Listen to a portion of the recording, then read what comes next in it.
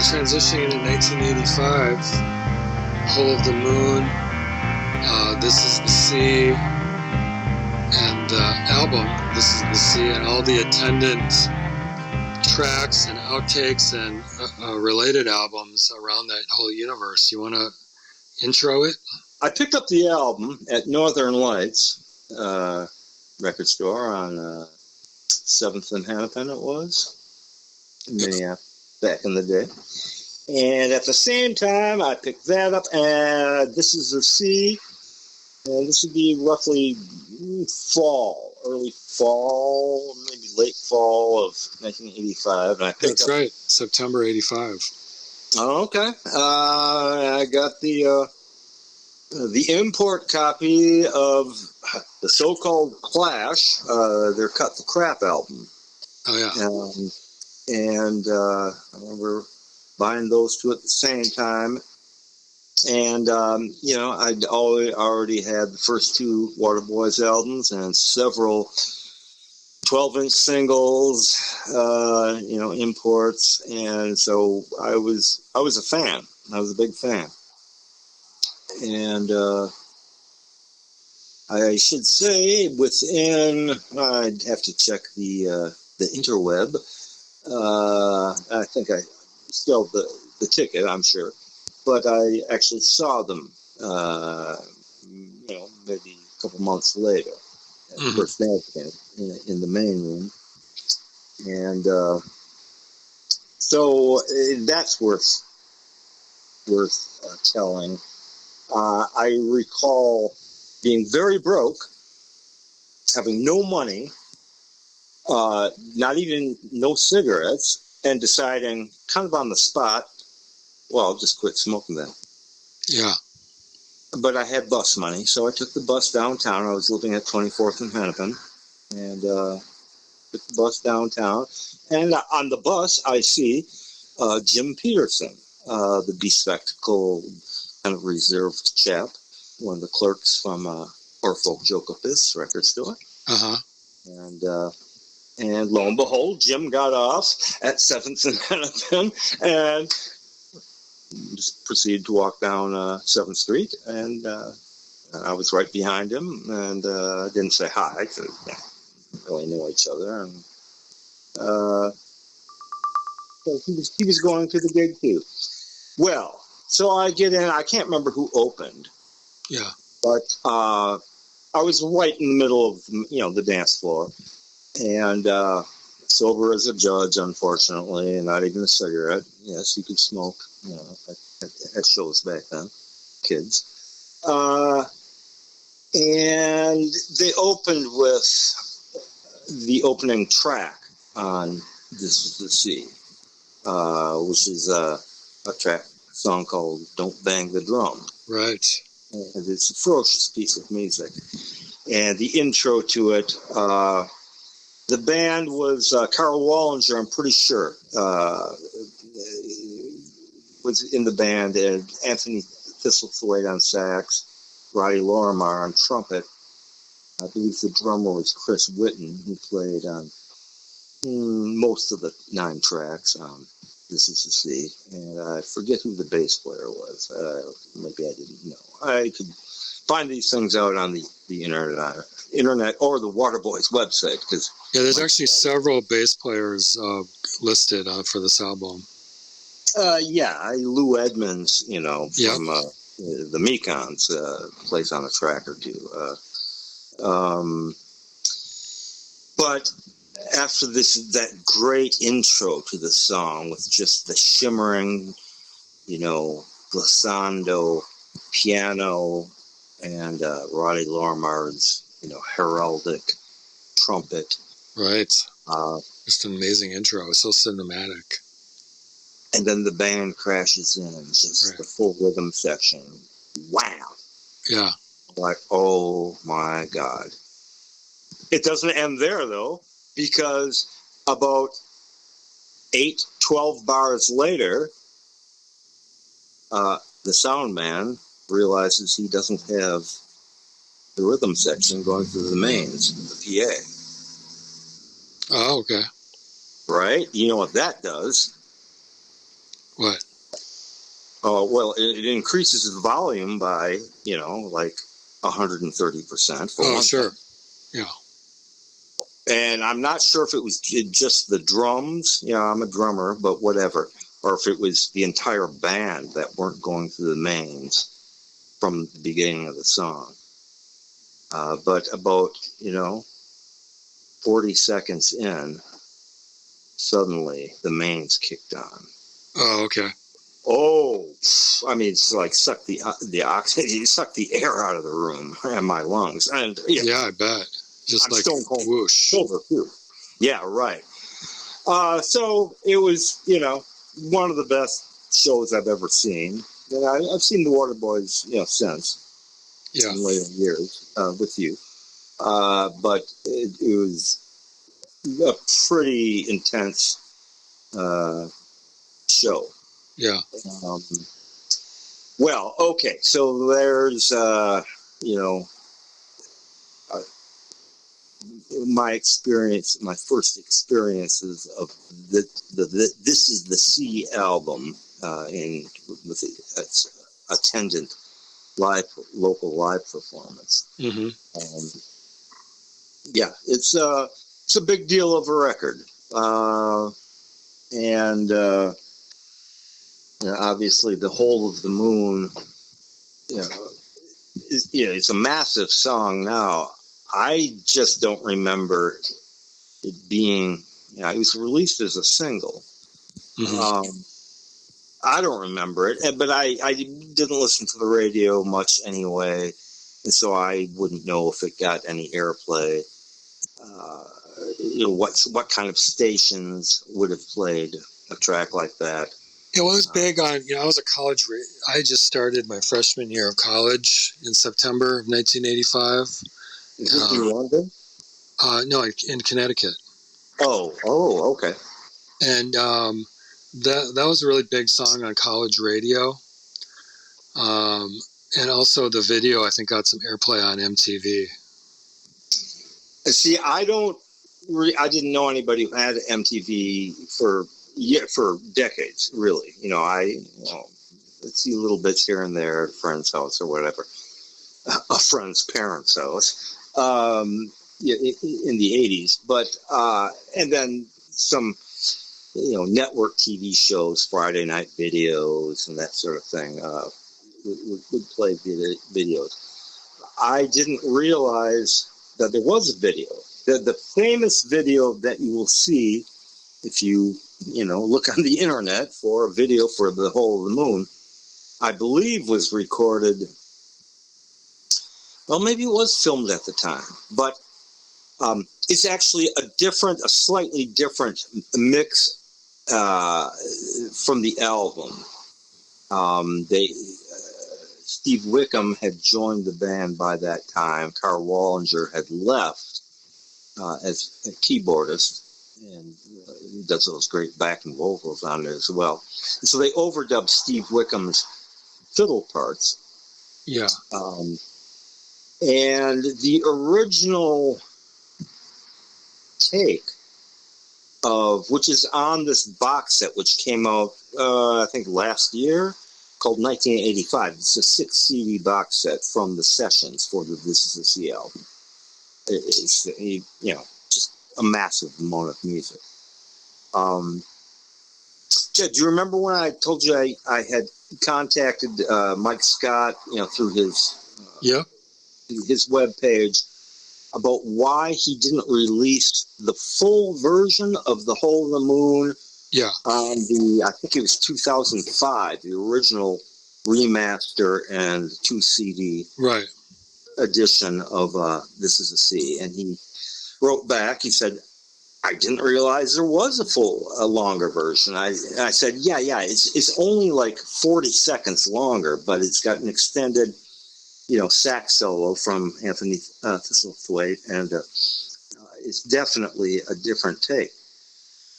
Well, lo and behold, that take is on the box set.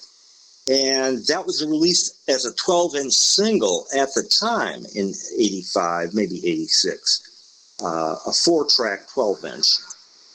And it's an entirely different mix. It's called the Livingston mix, Livingston Studios. And it features the drum machine Mike originally recorded before they got Chris Whitten in to overdub live drums.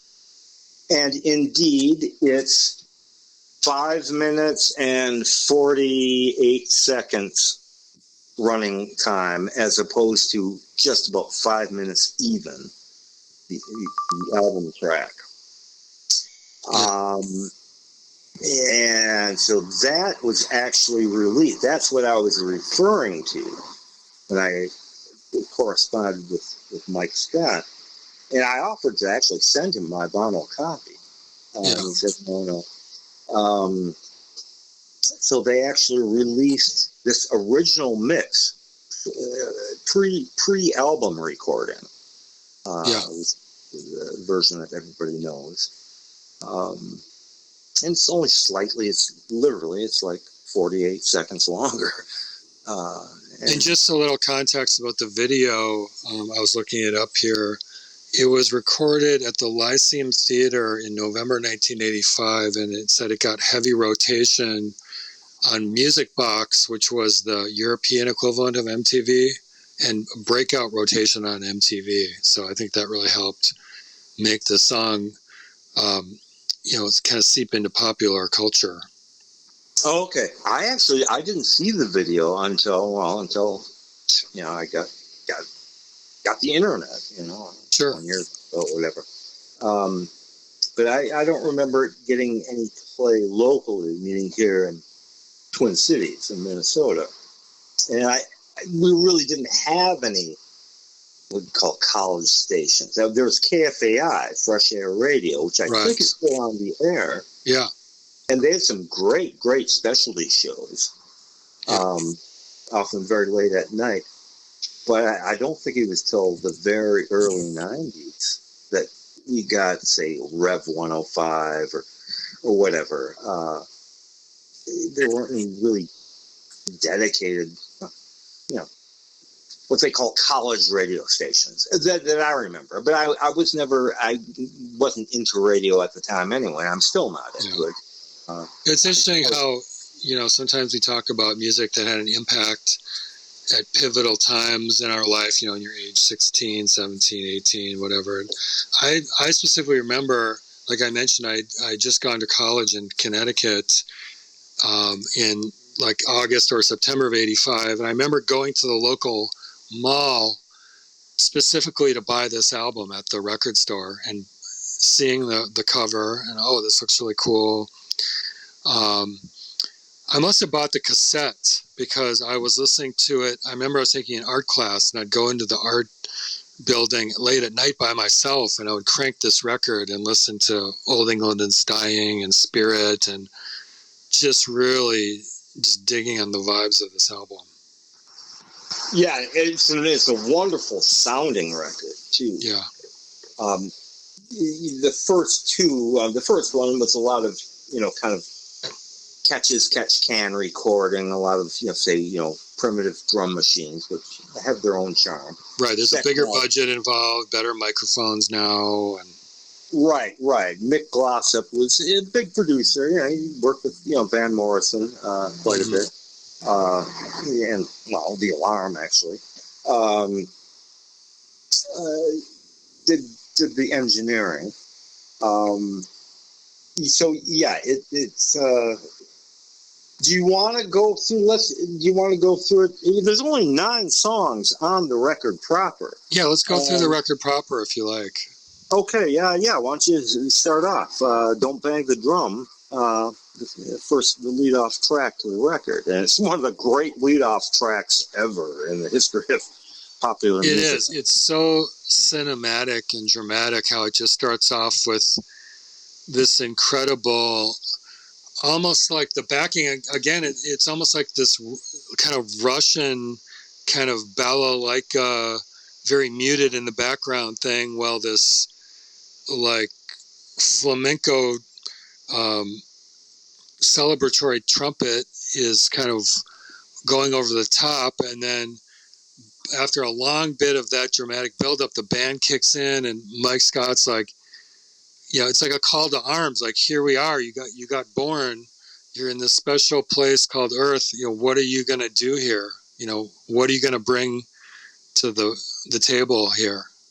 Yeah, yeah. It's got a great militant feel to it. Yeah. Right. Exactly. Don't bang the drum. Like monkeys do. Right. It's very Taoist, actually. It's like, just let it come. Just go. Go find the flow. You don't have to like be overly forceful about it.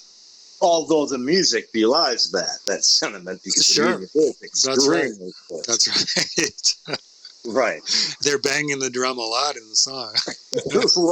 right. That's a good counterpoint to point out. Now, there's another take of this song, which I think Mike said in his liner notes for the box set, the 1985 box set. I had the 12-inch single, and Mike claims it was the last songs, the last sessions before the kind of heralding the end of the big music, as he called it. Uh-huh. And it was recorded in a theater, the BBC session. And apparently a lot of the band got caught in traffic in London.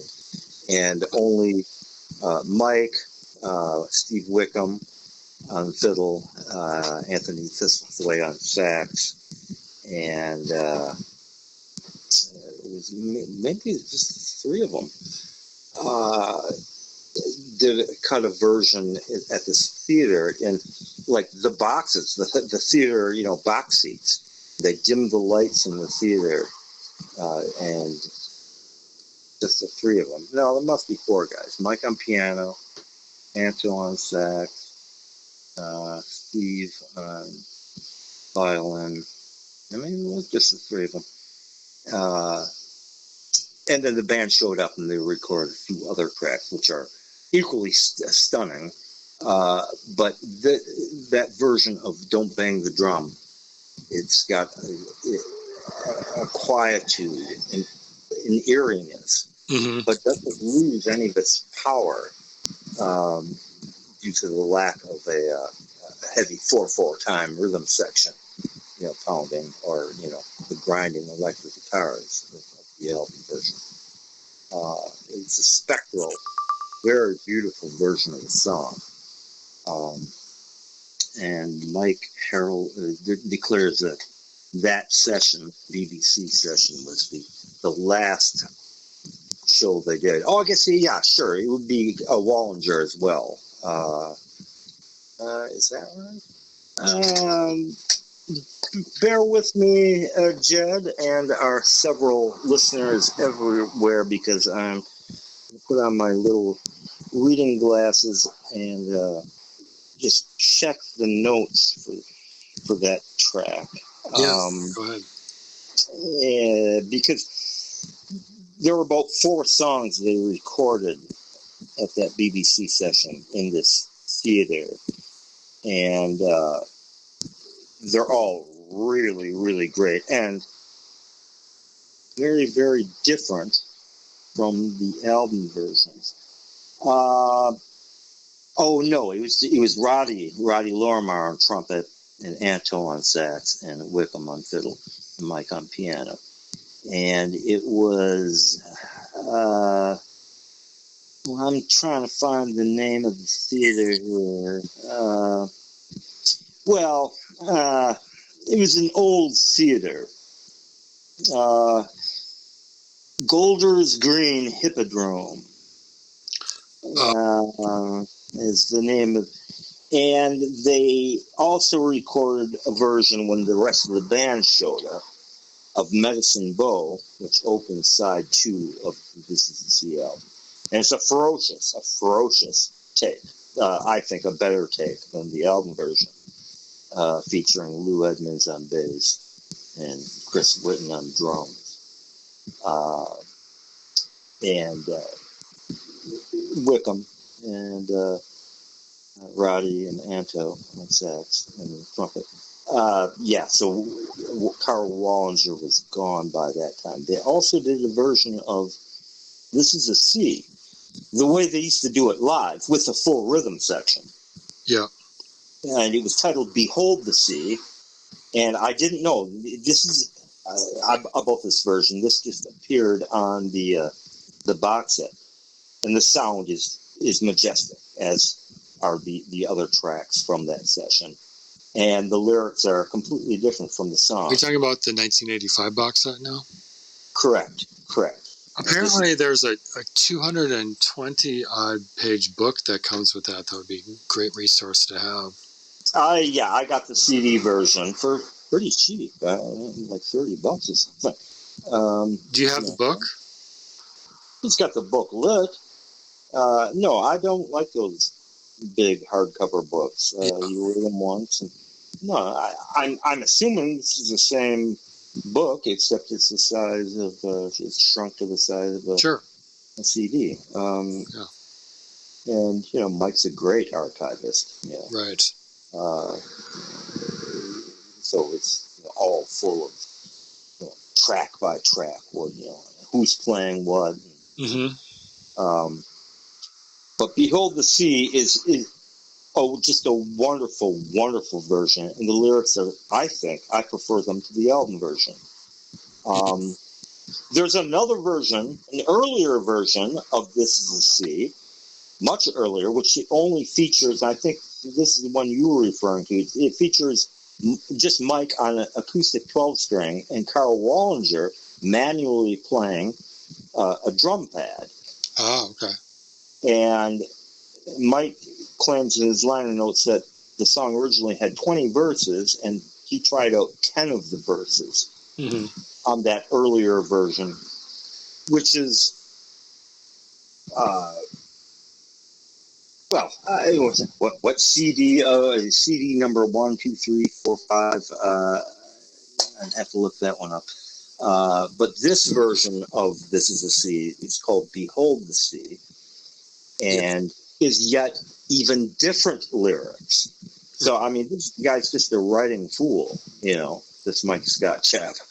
And I actually prefer a lot of the lyrics to the finished version, which, doesn't feature a rhythm section. This version does feature a rhythm section with Lou Edmonds on bass and Chris Whitten on drums. And this is apparently the final gig or session that he, referred to as the big music. Okay. But This Is a Sea. So track 2 is obviously the Hole of the Moon, and I guess we've covered that a bit. The song still startles me. It just, there's a spikiness to the rhythm. There's not this, Carl Wallinger playing a synth bass. It's a bit. It could be a big dance number. It's very danceable, but it's not, say, funky, American sort of African American rhythm and blues oriented. Yeah.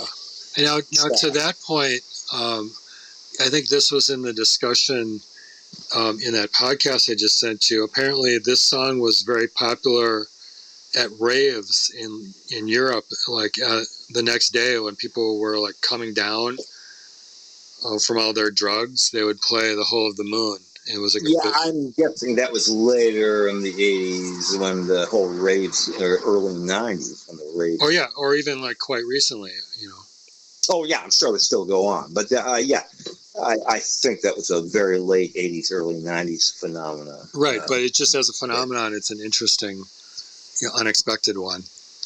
And so the song is utilitarian in that not just, a beautiful piece of music and art, but it's very utilitarian. I don't know what more to say about it, other than Mike is addressed. There was, I think, I don't know if he was at the time or I think it was years later that I heard, like, what's the song about or who, that it was potentially written about Prince.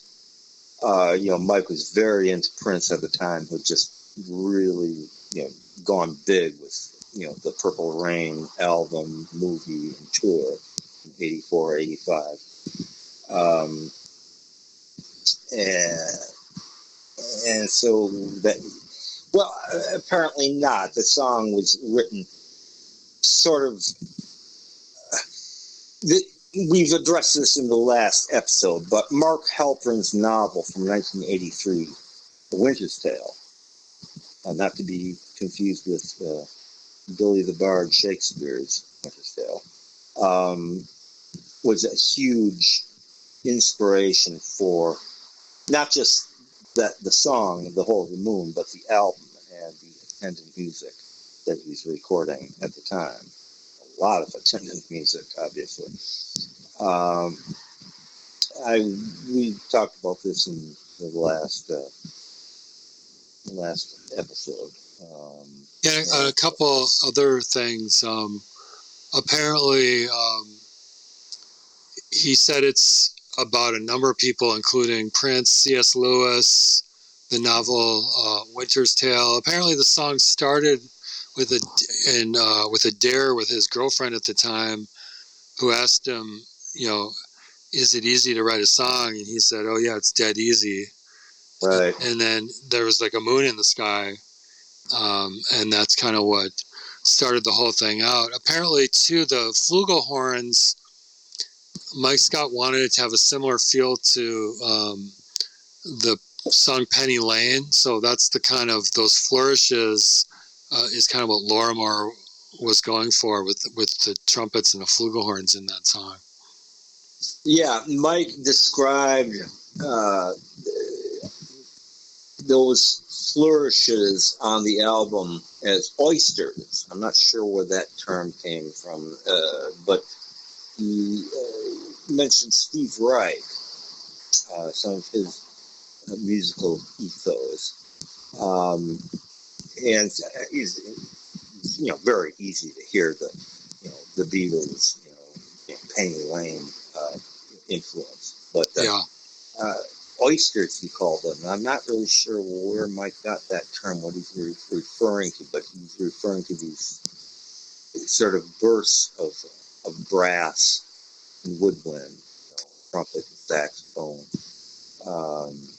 But I think other things as well. I think masked acoustic guitars or bazookas or belzookis, mandolins, it could also be considered oysters, because the record really does feature these great sequences of massed instruments, this very big sound, and a lot of it, incorporates brass, Roddy Lorimer's trumpet, Anthony Thistlethwaite's saxophone. So yeah, that's very easy to hear. And big and catchy and poppy at the same time. And yeah,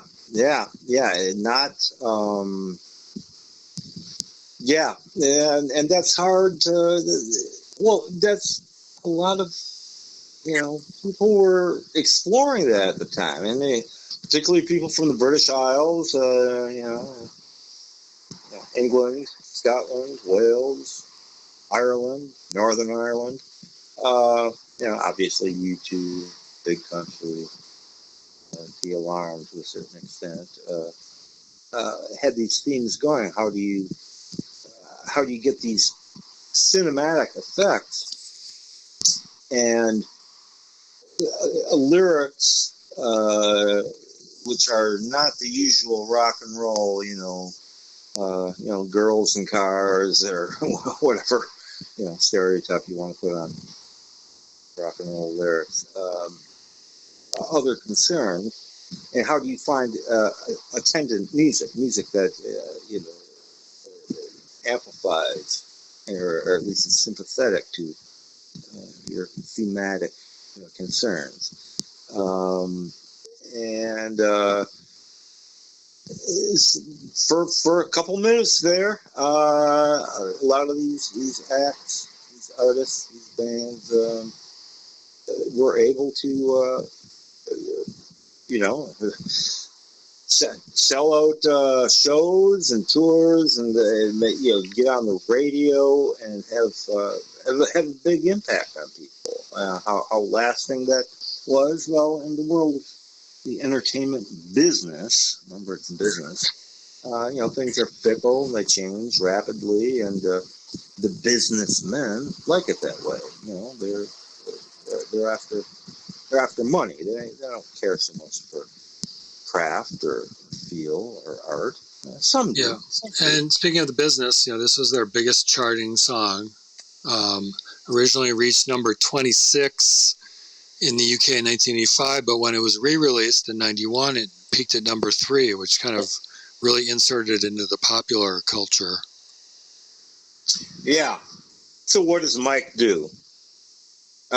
He toured the U.S. I don't know how much he toured, the UK or Europe. I'm sure he did some.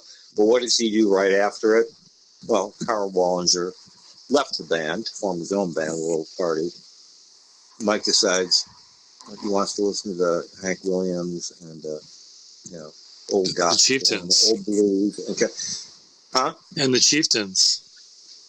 Yeah, and after this, seemingly out of nowhere, even though he'd been around for a few years and had, 2 brilliant albums, prior to this Is the Sea, he decides to make people wait 3 years for his next album. Yeah, well, I don't care about how high my record got in the charts. I want to do what I want to do. Yeah. And again, I think we addressed this in the last podcast. Like, how did this guy just out of nowhere? He played in bands in Scotland and England, but he got this recording contract with Ensign Records, and later Chrysalis in the USA distributed. But they gave him free reign to do whatever he wanted, right, and take as long as he wanted, by the time This Is the Sea, and we can see there's 6 CDs of attendant music for surrounding the 9 songs on the album proper. Well, he takes 2 years, and playing on both sides of the Atlantic, recording in all kinds of studios for his next album, which wouldn't come out for another 3 years. Somebody had faith in this guy, meaning right. Mike Scott. And they should have. It paid off. It's one of the finest musicians of my generation. After This Is the Sea and getting some club play and radio and apparently MTV style video play for The Hole in the Moon, he decides, okay, I've done that. Now I want to do British Isles folk music and American folk music and blues and country. And granted, he was playing all the time, playing live shows for the next 2 years. Well, that's a whole nother, that's what I call, as opposed to the big music, that's the small music. The next 2 albums, Fisherman's Blues and Room to Roam. Or maybe not small music, but medium-sized music. Yeah, medium-sized. Right. So, yeah, he, there's a guy who follows his own muse. Okay, so... The next track, after... Well, okay, we're talking about Spirit. Yeah. On the record, it's under 2 minutes long. Right. And it's just Mike's piano, an upright bass. That might be Anthony Thistlethwaite playing the bass on it. And that's pretty much it. why he put that, edited that. The full version is about 5 minutes long. Mm-hmm. And the lyrics are expansive. So for some reason, Mike liked just like the first two verses and thought to just edit it down to under 2 minutes. Right.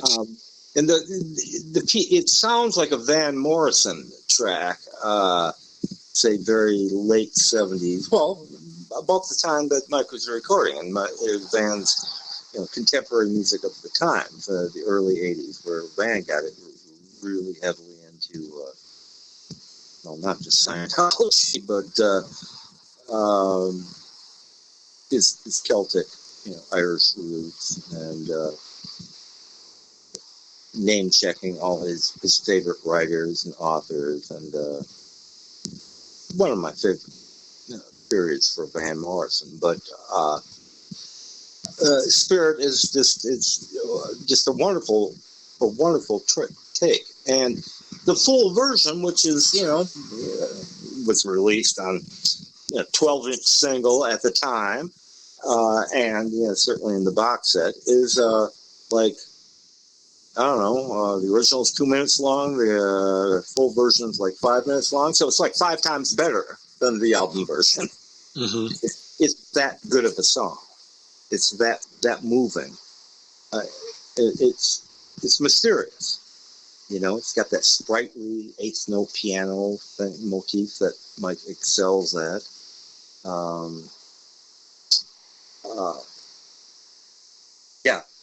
I don't know why. If there's a time constraint, or considering the mastering process.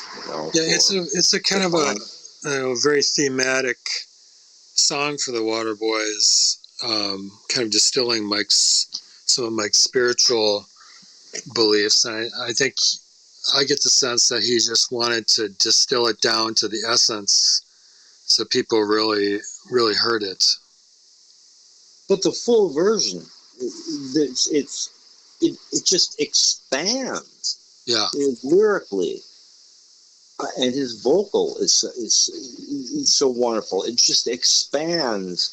It just seems one of those perverse sort of decisions that a lot of great musicians, great artists make. Like, why did you do this? Why didn't you do that? Why did you not release this? Well, at least he didn't pull a Dylan and totally not release it on this album.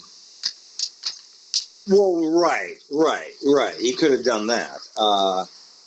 But my point remains. I don't understand. Especially with only 9 tracks on the album, it's not like they didn't have enough space. You're limited by vinyl in those days, so right. There could have been that consideration, I suppose. Right, and he did release it, contemporaneously as on the 12-inch single. The version I had was the 12-inch EP, I guess you'd call it, with that original mix of Hole of the Moon and Medicine Jack.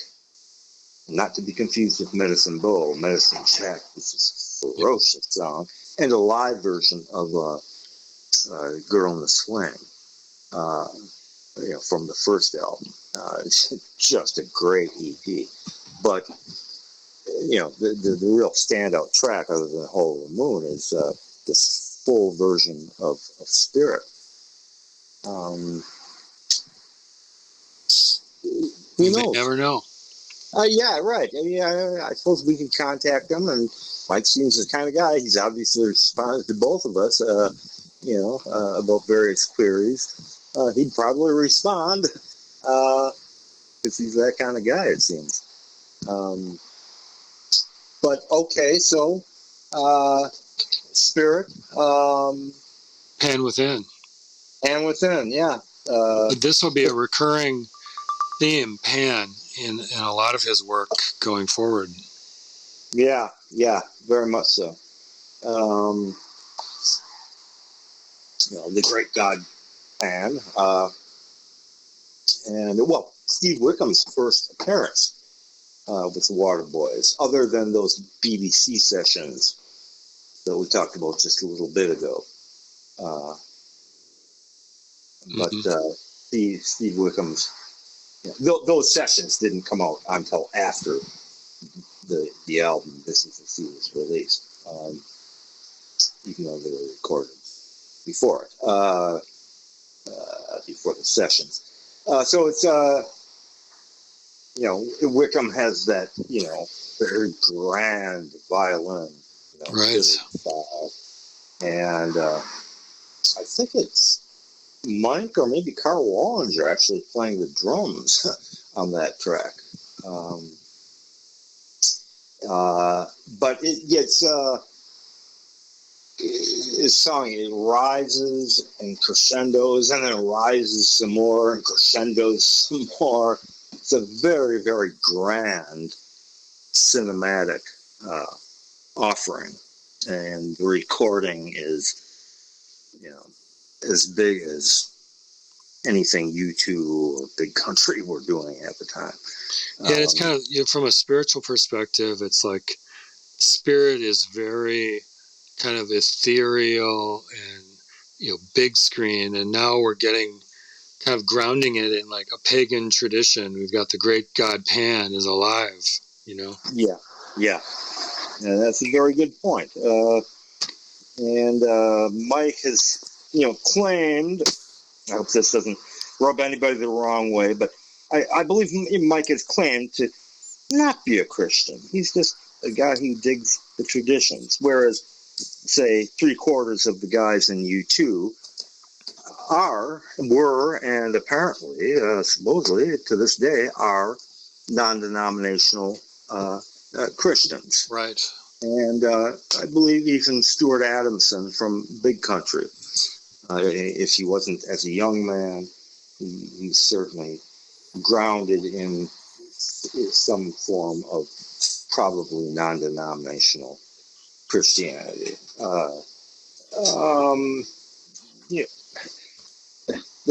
The spiritual and even the militant aspects of the gospel, the New Testament, are pretty obvious to anybody who's paying attention. Sure. And so a lot of these young artists, who oddly enough were all from the British Isles, not necessarily English either, had this kind of belief and reference point of Christ. But for Mike, it was all encompassing. It was certainly pre-Christian, pagan traditions. Right, and clearly there's a Christian influence with C.S. Lewis that really grabbed him, but there's also this Pan tradition that also really fascinated him. Right. And you can see, C.S. Lewis, C.S. Lewis, besides being screamingly funny, as well as a brilliant writer and thinker, maybe that's the Presbyterian, I don't know if he's Presbyterian or Anglican affiliation. But I think Mike, and I think he said as much in recent years, that he was, I don't want to use the term cherry picking, the best of all the philosophical or theosophical traditions or religions or disciplines. But, well, I guess I just said it, so maybe that's what he was doing. He's just a guy who's really into the human condition and a serious student of literature, history, theology, theosophy, and rock and roll. And theology. Yeah, I'll kind of leave it at that. But the tradition, the Pan reference, yes, it was certainly show up in his works later on.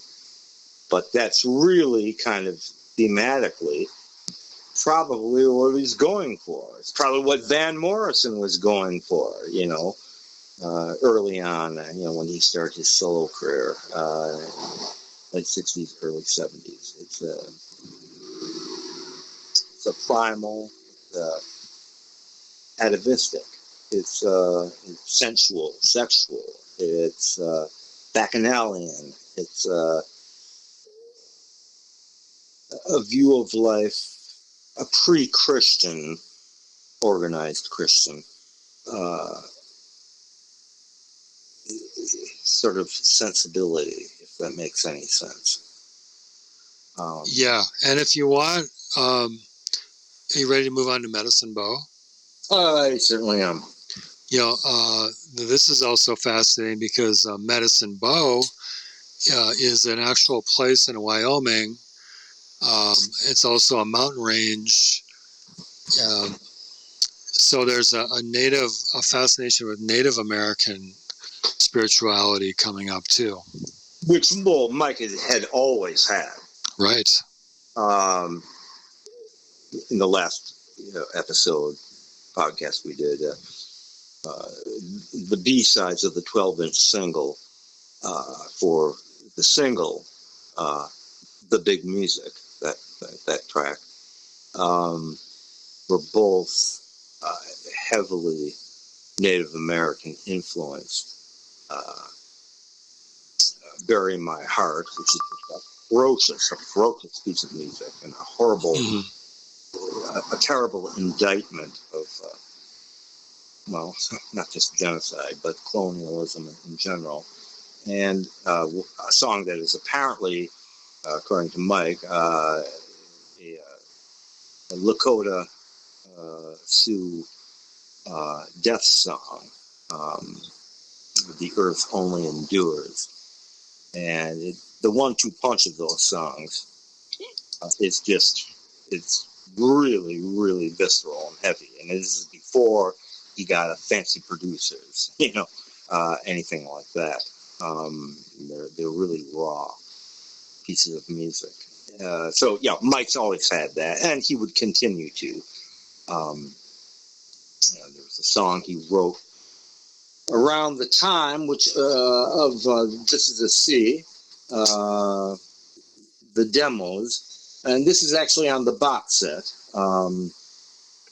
It's CD number 2. It's called The Black Book, and Mike famously he released an album called In a Special Place a few years ago. Right, wonderful album. Wonderful album. The black box disc, the black book disc, is often different takes from those same sessions. This Mike had an actual Steinway grand piano, not as usual, Fender Rhodes electric. And literally paging through the big black book, which apparently he found in an occult store that catered to all things occult when he was living briefly in New York City. It was like a spellcasting book, wasn't it? Yeah, it was a book designed for witches, to record the spells. And, like a blank book. Blank book, but a large black book. And Mike wrote, and I've seen pictures of it. He's released pictures of the pages, and he has very precise, minuscule handwriting with, notes and whatnot going all directions, all along any given page of the book. Yeah, and so he recorded. Perfect book. You think about what music does to people, right? It does kind of cast a spell on us. It damn well better. Otherwise, I ain't listening. Yeah. That's precisely, Jed, the terms that I've used to people recently who try and, what do you like musically? What do you like? I can't just say I don't like garbage music. I can't say that. So I say I like music to cast a spell. Often the long playing, the LP or album format, it's well done, can do that. cast a spell, but just one song can do it as well. Sure. Or even your own curated track list, if it's carefully done, can do that as well. I like music to transport me. And that can be, that can be Bo Diddley, that can be the New York Dolls, that can be, Tchaikovsky. It can be anything, but to cast a spell, that's very, very succinctly, eloquently, and just beautifully put, Judd. Yeah. So anyway, that those sessions were released, twice, two different, versions of just these piano. They're not necessarily, they're sort of demos. And some of them are just like sketches, ideas for a song. But as far as Medicine Bow goes, I thought I'd heard Mike say years ago that there was no such place, but he imagined a place.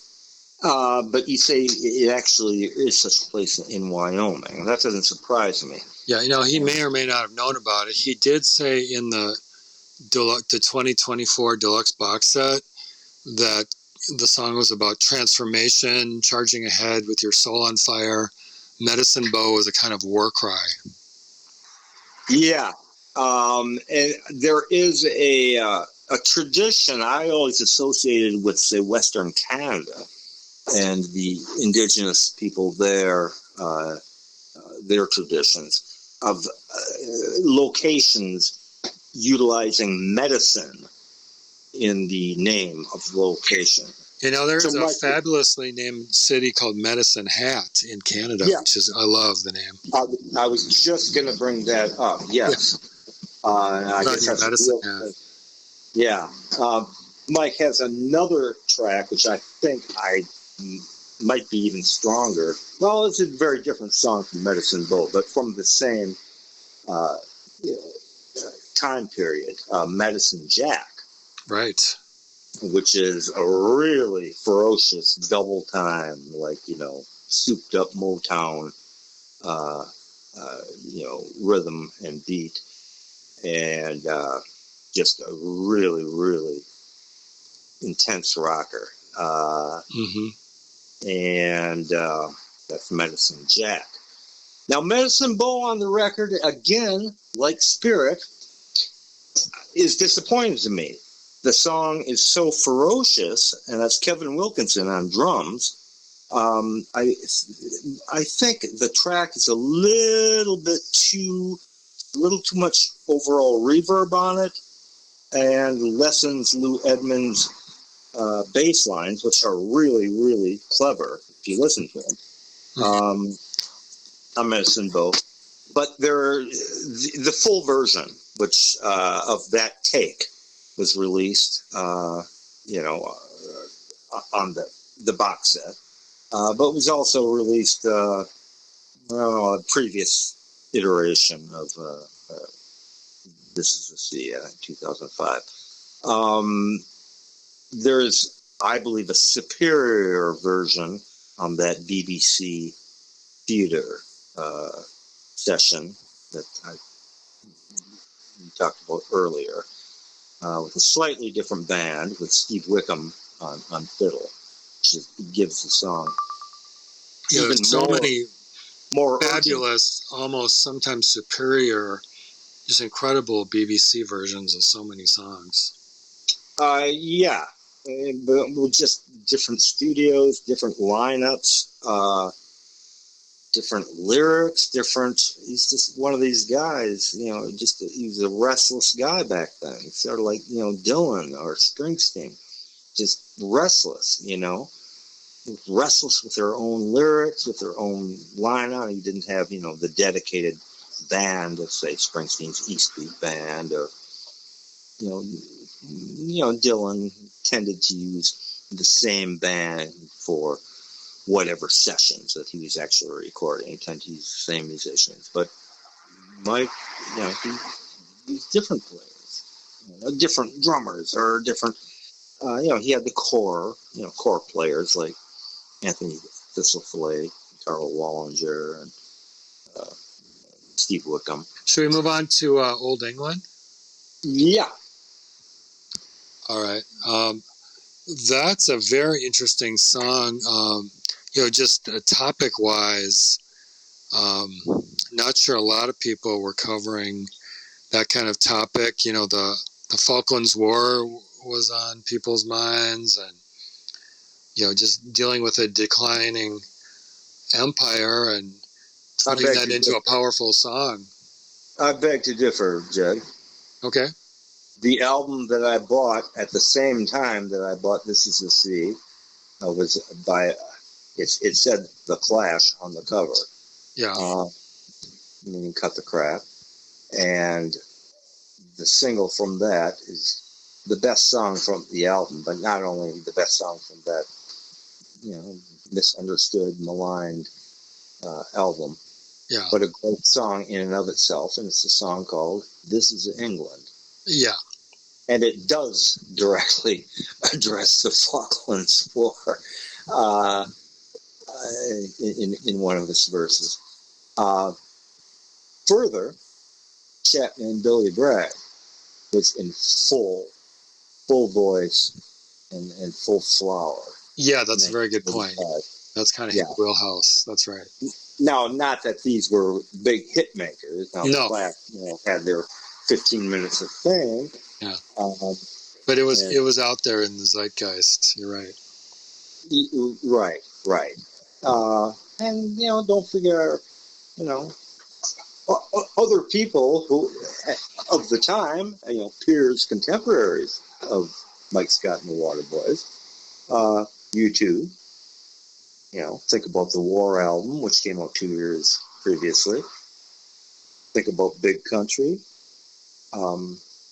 whose second album, 1984, directly was, addressed in, poetic aspects, but some very down-to-earth aspects. The miners' strike, which really brutalized Great Britain, the UK at the time, and Big Country's album, which would come out next year, The Seer, which I think is the third in one of the great trilogies, meaning Big Country's first three albums, would have a couple of songs, The Red Fox, directly addressing in a British Isles folk idiom, lyrically speaking, of the IRA and going back hundreds of years to Tone Wolfe in Ireland, who's ultimately hanged, I'm sorry. But not the sort of airy-fairy spiritual aspect that a lot of these bands, were saddled with. Right. Plus another aspect. So your point is taken. A lot of bands are writing about that. I get that. But another aspect that was kind of decimating the culture, I think, was the heroin epidemic. And one of the things that really makes an impact in this song, Old England, is when he says, children stare with heroin eyes. And he repeats it, heroin, it's like a camera zooming into their eyes. It's just a very powerful verbal effect. Yeah, I didn't know if that was, he's speaking literally or, sort of Marx or was it Engels, famous opium. Religion is the opiate of the people, using, opium as a metaphor. I didn't know if Mike was using heroin as a metaphor for the sort of the numbing quality of contemporary British culture, or if she meant, but heroin, just as a thing itself was a big problem at that time. Yeah, I guess so. You lived there right around that time, wasn't it? Yeah. Yeah. It's It's a really strong piece of music. Again, it's just no rhythm section, just that Mike's that insistent piano style that he has with his great left hand and heavy eighth notes. The superior version, I think, was one he did with Carl Wallinger, which features Mike on really heavy electric guitar. I think probably two guitars overdubbed, and I think Wallinger playing the snare drum, which features in the album version. Yeah, but it's a much noisier song and really features and displays Mike Scott's just great command of the electric guitar. Maybe command is too strong of a term. It always sounds like Mike, not the most technically proficient guy or innovative, but a searching quality to his electric playing. Like he really wants to rock out. He gets some noise going. He gets some overtones and some dissonance going. And so the earlier take of that, which has been released on the box set, is really, it's an angrier version. And a lot of that has to do with the fire in Mike's electric guitar playing on that track. Yeah, and to that point, maybe we should talk about the next song, Be My Enemy. Yeah, speaking of angry, that's Right. straight up, it's straight up, mid 60s Dylan cop. Mm-hmm. The phrasing, the melody, the chord progression, it's straight up Dylan. The wordplay, lyrically, it's everything just screams, bringing it all back home. Highway 61, blonde on blonde era Bob Dylan. And it's a great track. Yeah. So that's interesting. I never made that connection to those albums, but I can definitely hear it. Yeah, everything. His vocal phrasing, his lyric writing on it. The phrases he uses. The progression of the song. The sort of 1-4-5. The country blues progression. Yeah. Quick up tempo. Vaguely rockabilly.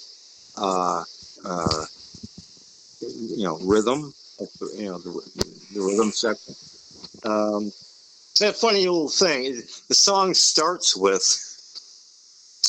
the sound of a crowd cheering, interspersed with sort of staccato or maybe pizzicato strings. You know what I'm talking about? The introduction of the song, right? Yeah, it's like sampled, like stuff that they're playing on a synthesizer, I think. Well, it's a sample. It's a sample of the audience in Prince's The Track, Purple Rain, which was recorded, live at First Avenue in Minneapolis. Yeah. And had just come out, that year, or late in '84. That's where that sample is from. It's a sample from Prince's track, Purple Rain. And just, manipulated, and that starts off the song. And that's actually, it's an older song. That dates back to the Pagan Place album. Oh, okay. But it was called something different. It was called, and this was released as a bonus track on the Pagan Place remaster. The Madness is Here Again. Oh. And it's a completely different lyric and different players playing on it, but it's, ostensibly the same song. But that's a great track. It's a great track. It's an angry track, but in the spirit of Dylan, It's a sly track with a wink, you know. Right.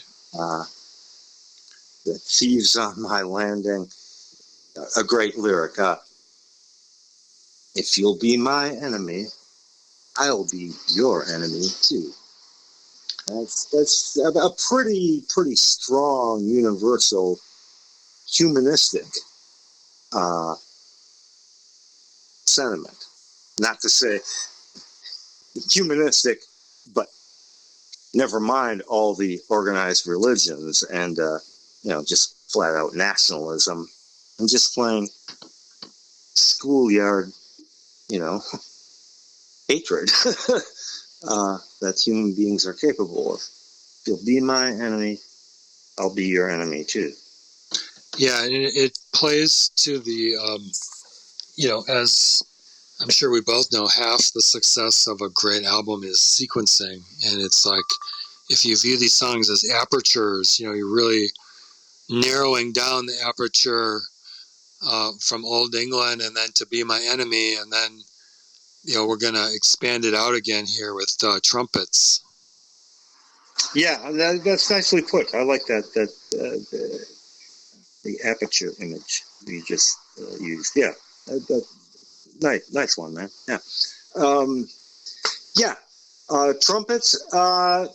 Maybe my least favorite track on the album, which is to say, is still a gloriously beautiful track. And we should say a song with no trumpets on it because he didn't want to be too obvious. Right. So it's, Anthony Thistlethwaite with that, great big brass soaring tenor sax tone he had. And Mike knew what he was doing and he knew why he could easily, pick up the phone and called Roddy Lorimar and say, yeah, Roddy, come down for a track. We got a track called Trumpets. What do you think, Roddy? He'd be right there. Yeah, right. I think it's sort of one of Mike's early attempts at just a sort of a straight romantic love song, as opposed to the various other sorts of love songs that Mike is capable of, and a lot of people are capable of, but not necessarily just sort of romantic love.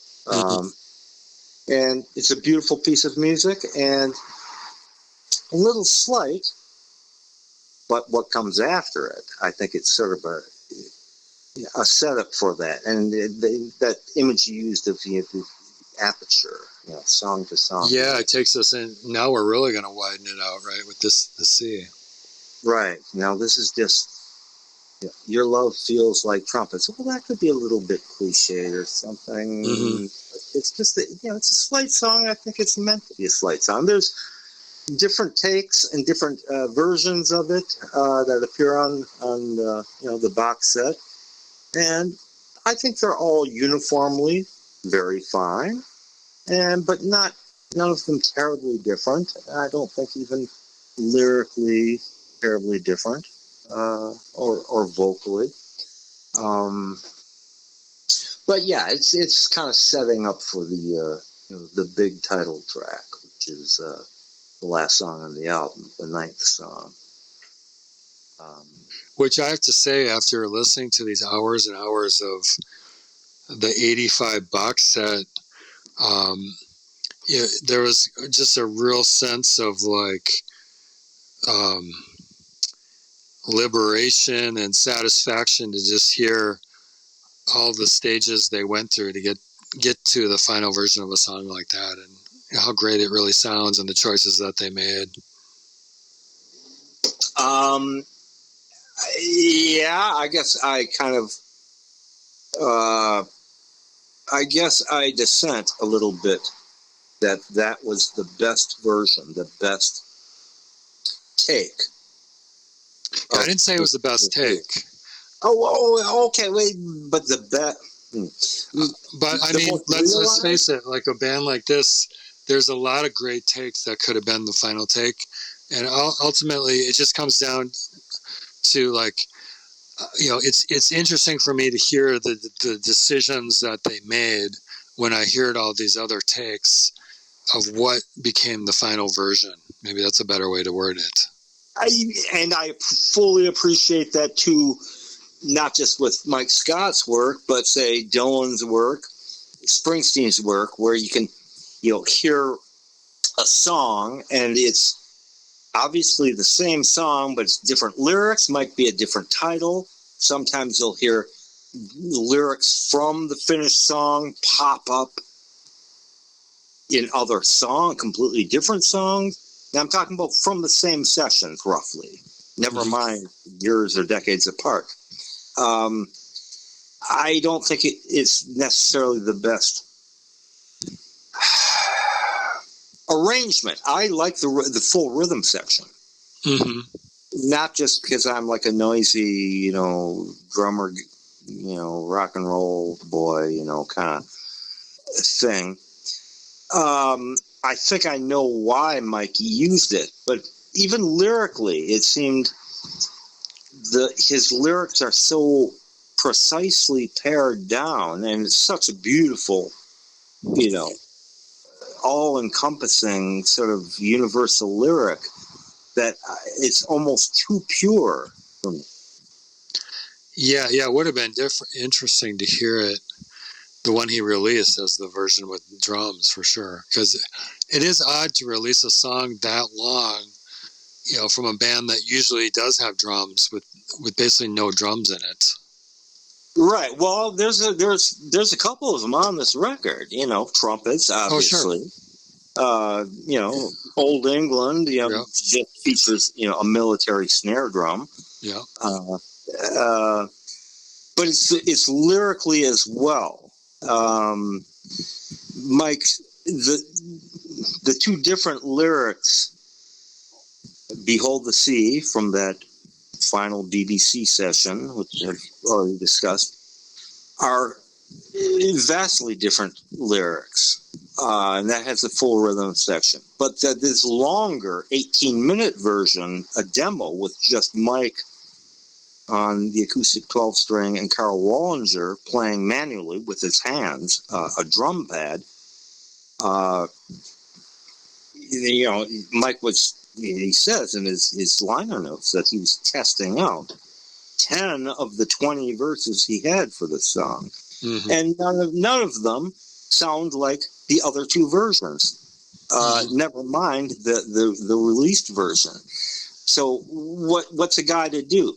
Release a 25-minute track with all the verses and every instrument, every musician that is in the studio. Well, Mike has released 25-minute tracks before,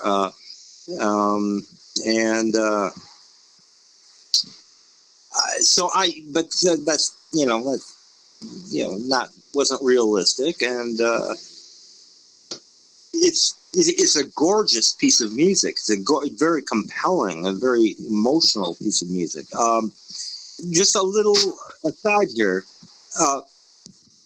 Mike recorded two very fast, hard-rocking, double-time, up-tempo, like Stax Volt, Booker T and the MG, fast versions of that song, "This Is the Sea." Right. And one of them is got Tom Verlaine, from television, to play on. The lyrics are the same, pretty much, mostly the same as the final album version. There was another version on the box set, which was Mike added new vocals, meaning 2024 vocals, and took elements of two different takes that Tom Verlaine apparently did 5 takes for the song. Yeah. And one was released on that early 90s compilation, The Secret Life of the Waterboys. The other thing that strikes me is by making the choice for the one he did, that it comes across without the drums is very acoustically strummy. It has an aesthetic kinship with A Pagan Place a little bit. Well, certainly. Well, Mike said that he wanted the album. He originally envisioned it starting with the fast, hard version with Tom Verlaine, Oh, okay. the lead-off track, and That ending would have been with interesting. Yeah. yeah, and that would be a fine tradition of say Neil Young, Rust Never Sleeps album with the acoustic version, Hey Hey My, and then the Crazy Horse full band version of my. Or the Beatles' Sgt. Pepper, there's the main version at the beginning, and there's a reprise at the end of the album that's short and more rocking. Right, people have done this. There's precedent. It's not terribly new or anything, but that would have been interesting. But then, if it's still just 9 songs, well, if the leadoff song wasn't "Don't Bang the Drum," and that's such a great epic opener. It is, yeah. It just whereas the fast, hard rocking version, Tom Verlaine guitar version of "This Is the Sea," it's just really a great song played really rocking with really cool guitar. It's not the statement that "Don't Bang the Drum" is. right. So it's probably a good thing that he didn't go in that direction. But that kind of leads us to some of the other attendant songs that he recorded. Some were released as B-sides, and so many show up in the box set. Do you have any particular favorites? There's a couple songs that I think are as good as anything, or better, dare say, than anything on the album, including "Over the Moon." And you can probably get at least one of those songs. Right. Because there's some that are really, I think, are really strong. Yeah, I agree. Obviously Beverly Penn's going to come up, but I have something to say about that song. And "The Ways of Men," which is recorded also at that BBC session, is